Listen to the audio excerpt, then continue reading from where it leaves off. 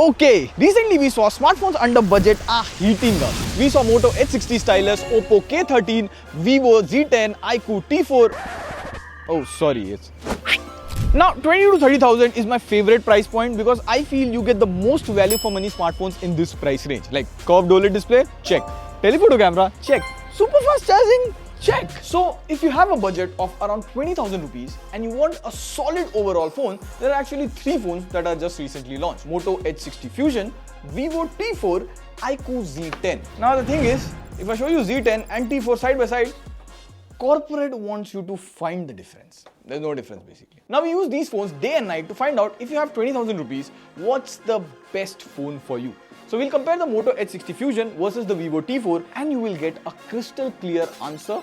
This is a very exciting video. Pratik, TechWiser, let the battle begin. Now the good thing with any budget phone is you get everything in the box. So both the phones here come with a charger, USB-C cable, basically all the things you need are inside the box. A small good thing here is the charger that you get with Motorola is a 68 watt PD charger, so you can charge any laptop with the same charger. Again, both the phones get a point here because I believe all smartphone brands should support one fast charging standard before they start removing the chargers from the box. Because suppose you might have a Vivo charger at home which will not fast charge an OPPO phone, and we have been saying this for quite some time, do not remove chargers from budget phones.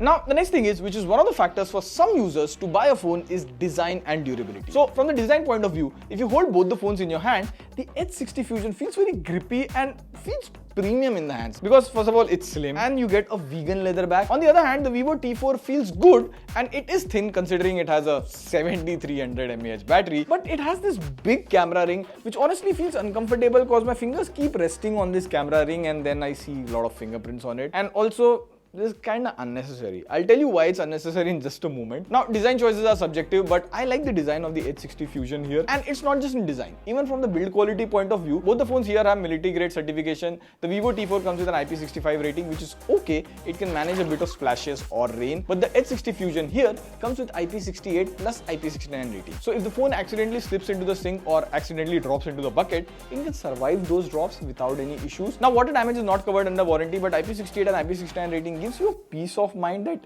if my phone falls, it will be fine.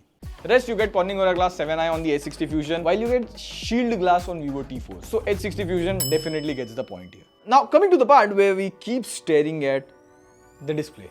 The Edge 60 Fusion comes with this 1.5K resolution display and the Vivo T4 here comes with full HD plus resolution display. I noticed a very interesting thing. So specs perspective, the T4 should be winning in display, right? See, the same HDR video is being played on both the phones. Both of them look sharp. The Edge 60 Fusion display looks brighter here. And the colors also look better on the Edge 60 Fusion. And this is not just HDR videos. Even if I play a movie on Netflix, the Edge 60 Fusion here looks brighter and vibrant. This is because the Edge 60 Fusion here has a higher HBM than the Vivo T4. So on a day-to-day basis, this will look more brighter. Other than that, in the outdoors under peak summer sunlight, both displays here are adequately bright. Overall in display, both the phones are good, but the Edge 60 Fusion here is slightly brighter and better in colors. And what makes it even better is speakers. The Vivo T4 here comes with single speaker, which is definitely loud, but if you listen side by side,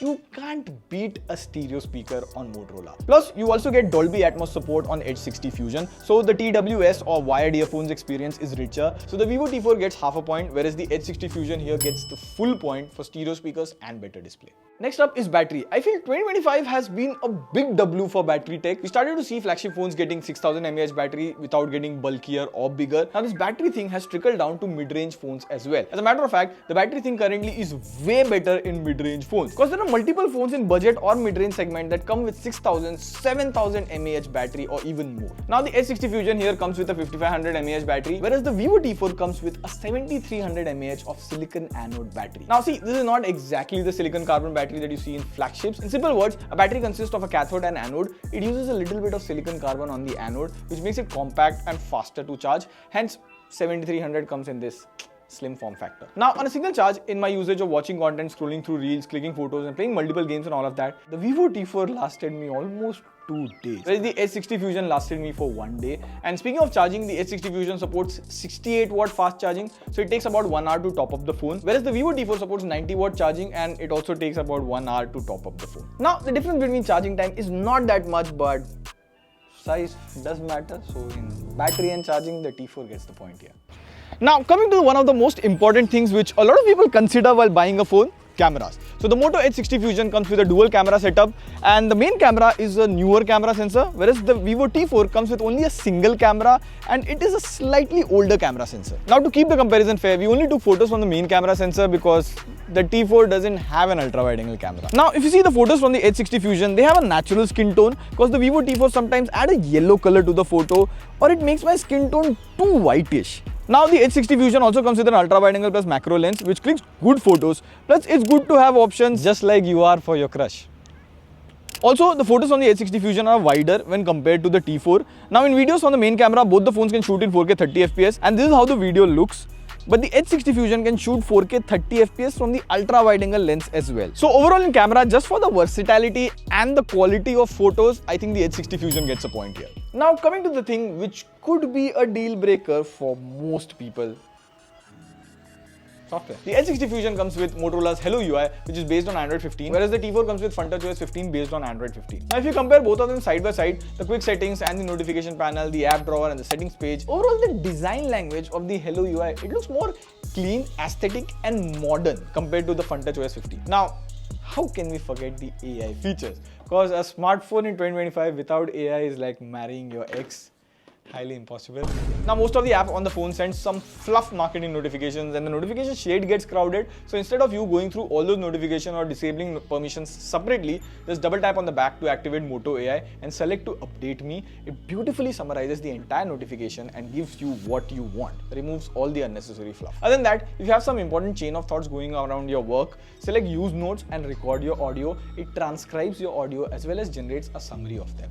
And if you want to find a screenshot, well, the Moto AI can do that as well for you. And not just screenshots, you can click pictures and ask the Moto AI to remember them. Apart from this, Hello UI also comes with Smart Connect, which syncs with your laptop, so you can use all those beautiful open ecosystem things that's with every Motorola phone. Now, coming to FunTouchOS 15, in terms of AI features, you get AI Eraser in the gallery and you have AI in the Notes app, where you can summarize your written content or even organize the layout. And that's about it. There's not many features to talk about. Both the phones come with third-party pre-installed apps, which can be uninstalled easily, but in the Vivo T4 you get some unnecessary notifications like this from the Vivo App Store. So overall in the software department, both phones are budget phones, but the H60 Fusion gets the point here, looks more modern, has more extra features and has very less adware. Now, coming to the most important part, which is a deal breaker, performance. The Vivo T4 here comes with a Snapdragon 7S Gen 3 processor, whereas the H60 Fusion comes with MediaTek Dimensity 7400. So we ran the Antutu benchmark, which gives an overall score to the phone, CPU, GPU, RAM,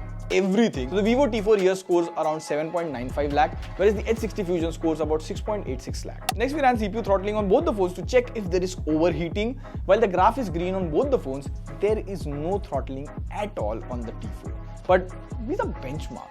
Do they translate the same in real life tasks as well? So we played BGMI on both the phones. Now both the phones can play max at 60 FPS and it would play it easily without any issues. Now these budget phones are not meant for gaming, but we wanted to push it even further. So we played a heavier game of COD Warzone on both the phones. On the H60 Fusion, you can play it at low graphics 60 FPS. The gameplay on the H60 Fusion was choppy and the frame drops were pretty evident. Whereas on the Vivo T4, you can play the game with the highest graphics. And the gameplay for a budget phone was okay because Snapdragon 7S Gen 3 playing this game at highest graphics in itself is crazy. Now we wanted to thoroughly test this device because a lot of people edit their videos on their phone for stories or reels. So we edited a video on both the phones and rendered them the exact same time.